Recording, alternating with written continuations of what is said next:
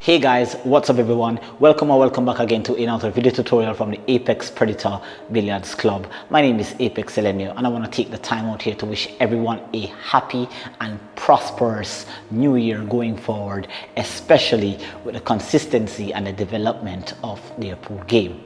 Alright, now in today's video tutorial, this is going to be part 2 from a part 1 video that was recently posted on my channel that talks about being on the wrong side of an object ball and wanting to play position. This is what I call the 3-rail positional reference point shot. Alright, this is very key. In the last video I gave you a lot of details about how to play an extreme 45-degree cut shot into the side and how to predict the path of the cue ball coming off the second rail and what's the exit point on the third rail heading into the middle of the table.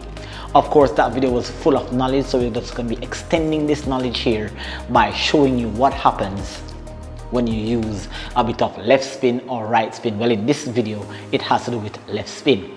There are some variables that we're going to need to take note of when it comes to playing this shot. So definitely, if you want to learn more about this extreme positional play shot and add this to your repertoire of skills, please be sure to smash that subscribe button below. Of course, drop a like, turn on your post notification bell so you can be notified when more content, powerful content like this is posted on my channel.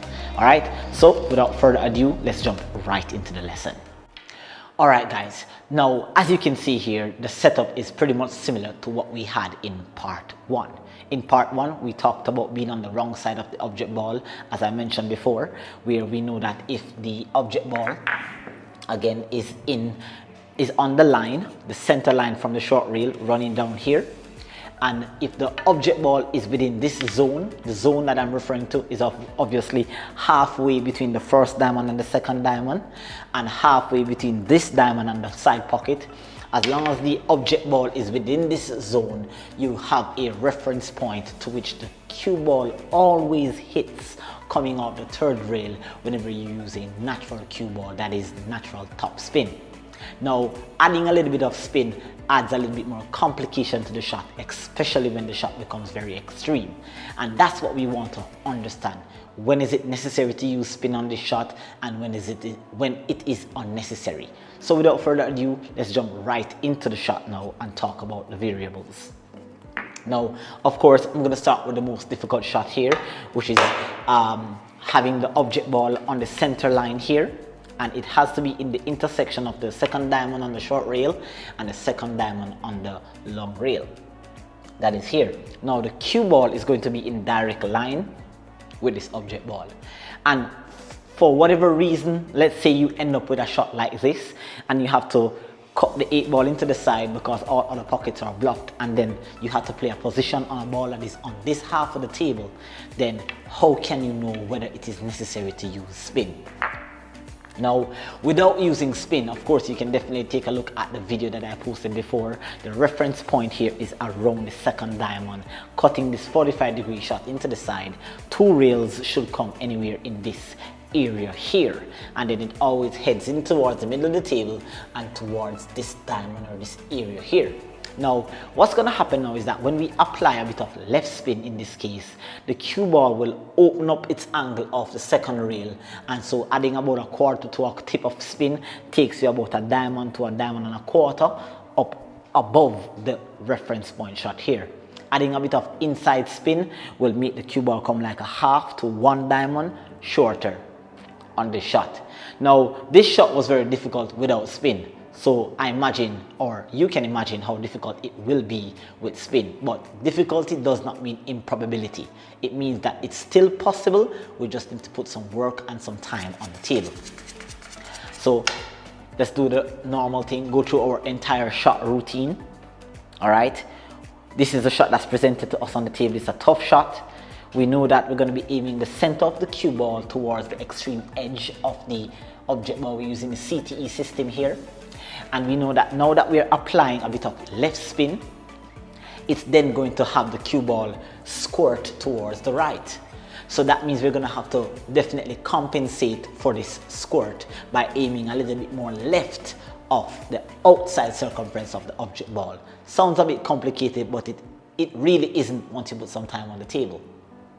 We also have to take in the variable factor that whenever that we apply a bit of left spin to the cue ball, it will transfer a bit of right spin to the object ball. So naturally, after the cut, the cue ball is going to want to be thrown towards the right. So with that spin-induced throw and the compensation, it kind of cancels out each other. So this kind of tells me technically that I'm still going to have to use the same reference point as if I was aiming without spin. And then we're not traveling a lot of distance with the cue ball, so the squirt won't have a lot of effect on the shot. Anyways, enough of the talking, let us try to execute this shot here. Alright, so we go through the entire shot, check on the angle, right? My reference, my aiming reference system that I use is an angle reference system, so I know that this is a 45-degree cut shot. I will come around here and I will find the center of the cue ball to the outside edge. All right, and then I'll know how to do the necessary calculations in my mind. So I'll go down here, I'll aim center to edge. I know a lot of cancellation is going to take place here, so I'm going to aim with a quarter tip of spin and just have that cue ball being thrown into the side pocket.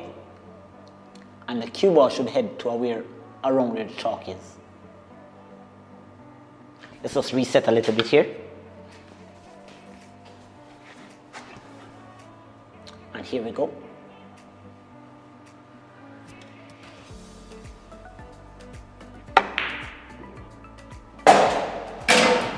Nice. So with that quarter tip of spin, you can see that we are just going slightly above this natural reference line without the spin. Now that shot is very difficult, and you're gonna have a lot more failures in playing that shot because you risk, if you play the ball a bit too thick, you risk scratching.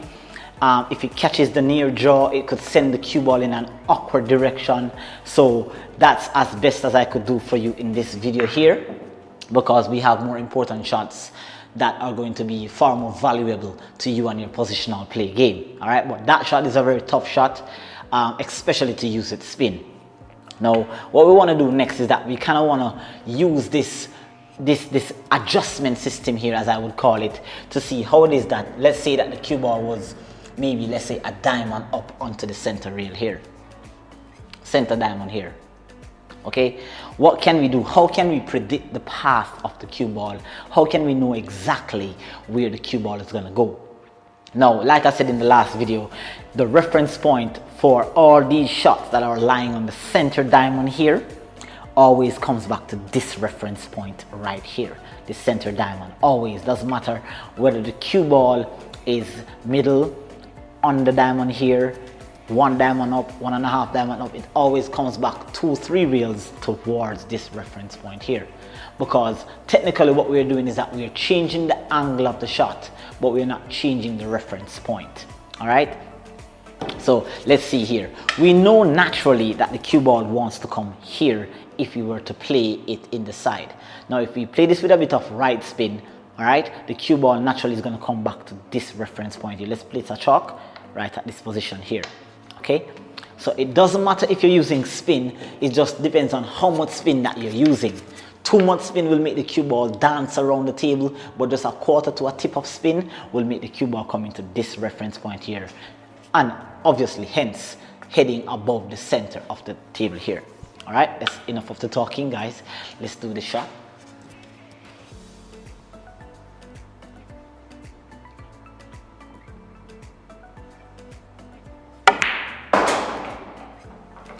You can see here that it comes towards this diamond and is heading towards the middle of the table. Now, let's say that we put the ball in between this diamond here and this diamond here, and we do the same procedure. The reference point remains the same with a quarter tip of spin.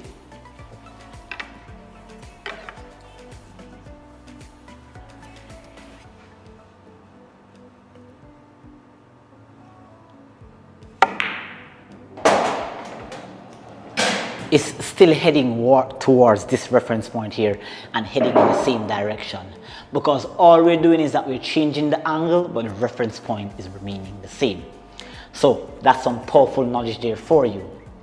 Now, we mentioned in the last video that if the ball goes maybe like a diamond forward from the centered line here, the shot becomes a little bit easier in terms of pocketing the ball. But the cut, you still have to remember that it's going to be a thin cut because we are closer to this side of the rail here. And we also mentioned that if the ball goes a bit forward, then what tends to happen is that the ball tends to come to this diamond here. If we go one diamond forward, then the reference point shifts down by a diamond. So that still holds true, except now that because we're using spin, when we were using a natural cue ball, the reference point was here. Adding a quarter to a tip of spin makes it increase by a diamond up. But now that we're going forward, the reference point would have been here. Adding spin now, quarter to a tip of spin, will bring us back to the original reference point. Sounds a bit complicated, guys, but let's just have a look at what the cue ball is doing here. Now, this is a set. You have to be very, very careful with this cut shot here. You still cannot take it for granted. It's closer to the pocket, but it's still a very, very tough shot. So we should head back to this middle diamond here.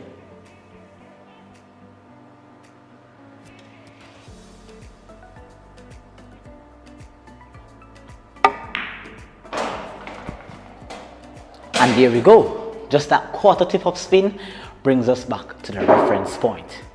Alright, and that's basically just the whole idea. Final shot of this video now, we mentioned earlier that, well, in the previous video, we mentioned that now if the cue ball tends to come a diamond forward now, then what's going to happen is that it's going to become a little bit more improbable for the cue ball to catch this third rail. It tends to want to catch this rail and go here.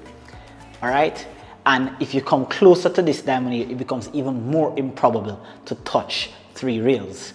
But now, based on just looking at this, if I say come like maybe like a diamond forward and I'm here, this literally tells me that if I'm going to be using spin, I know definitely that I'm going to be catching this rail here first, right? And then with that outside spin, it's going to check the cue ball, because naturally the cue ball wants to go this way.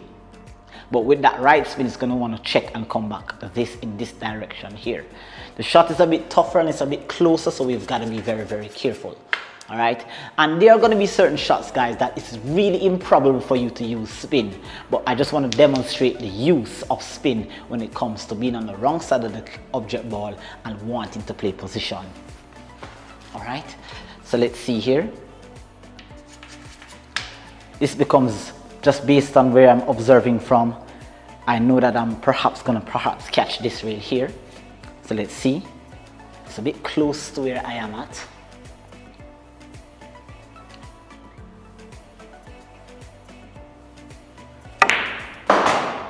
And you can see when it touches this rail here, it checks and dives off this rail here, first rail here.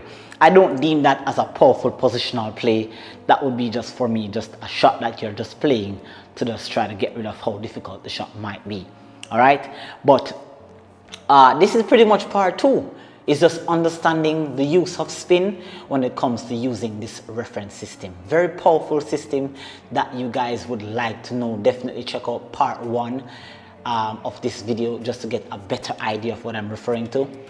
And hopefully you could add this to your game and of course surprise your opponent with some exceptional positional play. All right, but let's just do a quick recap here for you.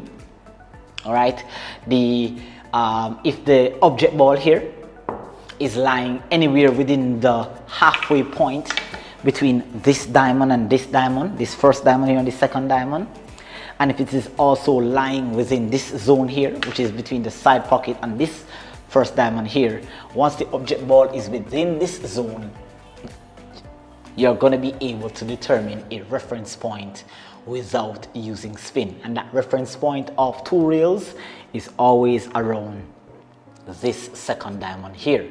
Now, adding spin from anywhere of this reference point, which is the center line here, adding spin will increase by a 3/4 to a quarter, sorry, 3/4 to a full diamond of distance adjustment. Adding inside spin, which I haven't demonstrated, will obviously reduce the angle about a half diamond to a diamond short. Now, going forward with the object ball obviously will make the cue ball come 1 diamond shorter from its original reference. Adding spin will bring it back to its original reference point, and if it comes closer to you, then it becomes more improbable for the cue ball to touch 3 rails. But if touching 3 rails will obviously make the cue ball come a little bit longer than its reference point. Alright, hopefully that lesson was not very complicated for you and you were able to get something out of it. Definitely put some time on the table, experiment with the shot, see exactly the different variances on it. But definitely this is something that I discovered sometime last year and I wanted to share it with you. So of course, do thank you for taking the time out to watch this video. Like, share and subscribe, and of course turn on your post notification bell to be notified in the next tutorial session. Do take care until next time. Apex Elenio signing out from the Apex Predator Billiards Club. Goodbye.